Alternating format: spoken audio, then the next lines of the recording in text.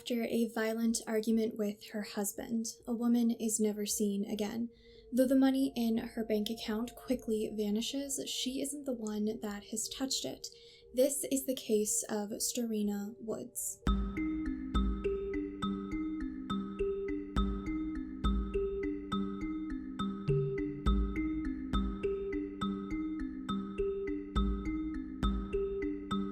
Before we begin, I would like to remind you, as always, that you can find important information about today's case in the description box down below, including contact information and relevant case IDs.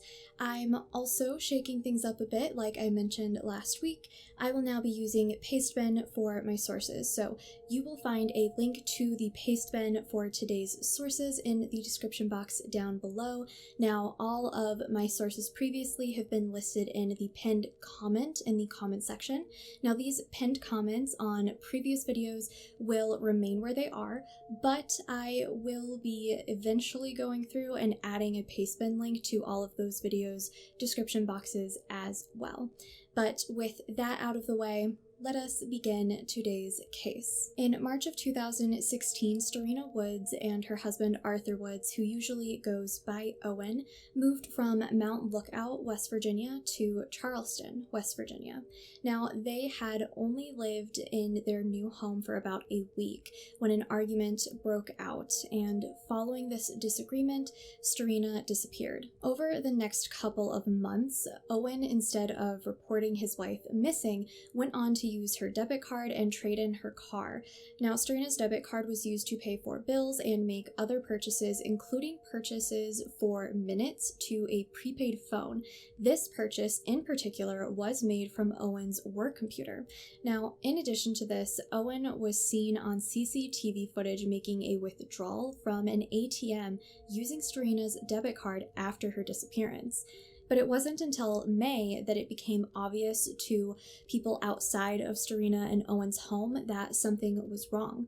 Now, Storina's family hadn't seen her for 2 months, and they decided to report her missing on May 19th of 2016.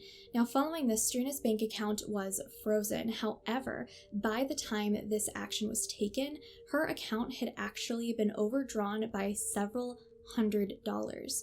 In addition to all of this, before Storina was reported missing by her family, Owen had traded in not only his own car, but also Storina's car toward a new Dodge Ram truck. In June, Owen was questioned about this debit card use, and he told police that he had not seen or used Storina's debit card. He told them that he personally suspected that she had taken it with her when she left him in March. He told police that Storina had stolen $29,000 from his personal bank account and had run off to Ecuador with her ex-husband. Now, this wasn't the only story that Owen told about Storina, though, because when asked by a neighbor earlier on, he had claimed that Storina had simply moved away to Oklahoma. Now, investigators were able to determine that there was no record of $29,000 being withdrawn from Owen's bank accounts. They also determined that at the time of Storina's disappearance, she did not possess a passport and had never traveled outside of the country. Now, after this, it was also determined that there were no records of Storina having crossed any U.S. borders. Investigators were able to obtain phone records, though, which pinpointed Owen and Storina's phones having been in the Mount Nebo and Mount Lookout areas on March 10th, the day of Storina's disappearance. Now, a search warrant was executed in June of 2016, which gave investigators the opportunity to find blood evidence in Owen's home. It was determined that a significant amount of blood had been present in the home. Now, some of that blood was still visible in small droplets, but a lot of this had actually been cleaned up. Now, this blood had been found on the front door, on the stairs, and in the living room of the home. Investigators tested this blood against Storina's mother for a match, and eventually these tests proved that the blood was indeed Storina's. Now, though Storina and Owen had only lived in the home for up to a week before her disappearance, there was a significant amount of her blood discovered in the home, which had been cleaned up in an attempt to prevent investigators from discovering it. Though investigators had originally been investigating Storina's case as a missing persons situation, it became evident that they were dealing with something more suspicious. Then, in August of 2016, investigators discovered messages that had been shared between Storina and a male friend on Facebook.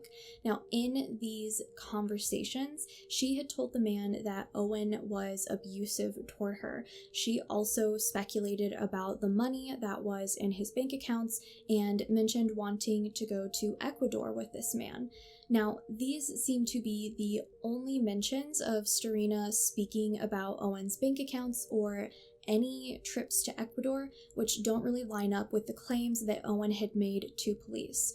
Now, this man was eventually interviewed by investigators, and he told them that he had never met Storina in person and that she had stopped communicating with him back in March, and that was around the time of her disappearance. Now, on October 13th of that same year, Storina's family held an event at the Nicholas County Courthouse, and they were asking for help in finding Storina and trying to bring more awareness to her case. They asked that anyone with information come forward and share it. Now, a cousin of Storina's is quoted as having told reporters, "We know there's people out there that know information about her, like where she possibly is. We want to know where she is, and hopefully people will talk." Now, in addition to this, Storina's mother is quoted as saying, "I want my baby home either way. If any of you know anything, seen or heard anything, just let us know, because I'm dying more and more inside because I don't know where my baby is at." Her brother also made statements saying, "I seen my family here today crying, and it's hard for all of us. If anybody knows anything, please contact investigators. Help us. That's all we ask." Now, it wouldn't be until 2 years later in 2018 that movement picked back up. This is when Owen was arrested for the first time. Now, he was given charges of fraud in relation to the use of Storina's debit card. Now, it appears that in this situation, he was released after the charges were filed. Now, in May of 2019, before further progress was made on those fraud charges, Owen was arrested for a second time. This time, Owen was charged with Storina's murder. Now, at this point, he was kept in jail pending court proceedings, and throughout the course of these proceedings, the fraud charges were dropped in February of 2020. Now, this may have been in relation to negotiations that were possibly already being made for a plea deal, though we don't know this for sure. However, the fraud charges were dropped without prejudice, and this means that Owen could be charged with them yet again at another time. Owen was able to make a plea deal in the end with prosecutors, and on November 24th of 2020, he pled no contest to voluntary manslaughter. This agreement was a Kennedy plea, which allowed for Owen to accept punishment for a crime without having to admit that he was guilty of the crime.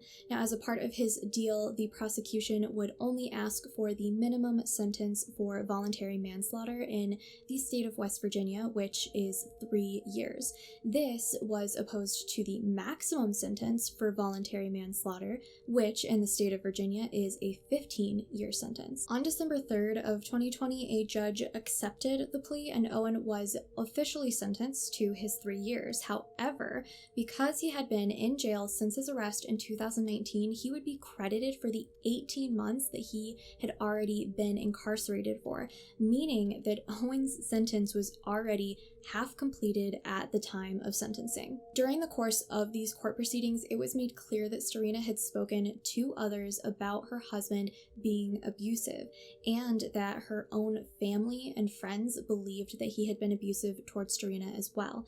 However, Owen's attorney, he stated that if they had gone on to a trial by jury, they would have fought against these accusations that had been made against him.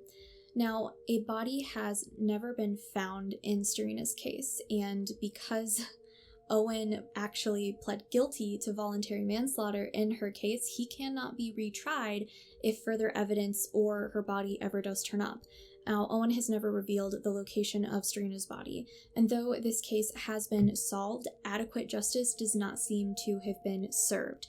Owen's 3-year sentence is the minimum sentencing amount for the crime of voluntary manslaughter in West Virginia. Now, the maximum sentence is 15 years, but he was given the minimum instead. Now, Storina was a white woman with brown hair and brown eyes. She stood at approximately 5 feet 3 inches, and she weighed around 120 pounds. She had a tattoo on her thigh, a tattoo on her left calf, a tattoo of a band around her left ankle, a tattoo of a green and orange dragon on her neck and upper back, a tattoo of a phrase in black ink on her upper arm, and a tattoo of 2 roses on her shoulders.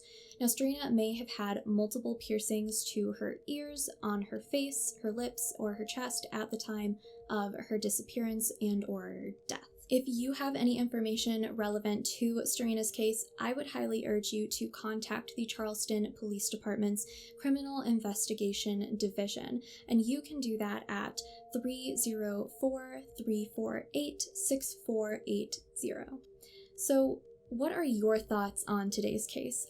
I found this one to be particularly upsetting because it really feels like justice was not properly served. Owen has never had to admit that he is guilty of Storina's assumed murder, and though he is serving time, it is a minuscule amount. Now, my biggest hope left for this case is that Storina's remains are eventually found and that her family can put her to rest in a way that they see fit. But let me know what your thoughts are on today's case in the comment section down below. Just remember, as always, to remain respectful. Now, you can help to continue to keep putting these cases back in the public eye, and you can do that by sharing this video or someone else's, or even by liking or commenting or subscribing. Now, even just watching these videos is helping to keep these victims' stories in people's minds. So thank you so much for watching today's video, and I will see you all again soon for another case.